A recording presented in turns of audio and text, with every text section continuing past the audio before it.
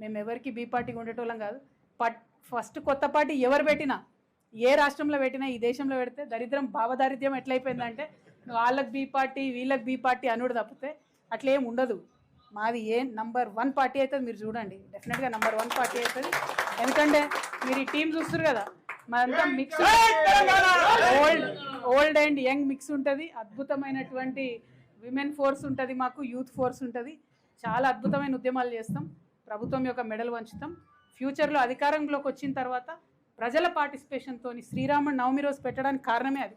శ్రీరాముడు పాపం గుహుని గుండెలకు హత్తుకున్నాడు, ఎంత మంచి మనసు అయినది. చిన్న ఫీడ్బ్యాక్ ఎక్కడన్నా ఎవరన్నా చెప్తే అది ఇని మార్చుకుంటాడు తనంతా. అది ఇని తన సొంత కుటుంబాన్నైనా త్యాగం చేస్తాడు, కానీ ప్రజల్ని గౌరవించినటువంటి వ్యక్తి. అందుకే ఇన్ని వందల ఏళ్ళ తర్వాత, ఇన్ని వేల సంవత్సరాల తర్వాత కూడా ఆయనను తలుచుకుంటున్నాం మనం. సో ఆయన సిద్ధాంతాలు ఆయనను ఆదర్శంగా తీసుకొని పనిచేస్తాం. ప్రతి ఒక్కరిని, అన్ని వర్గాలని కూడా కలుపుకొని పనిచేస్తాం.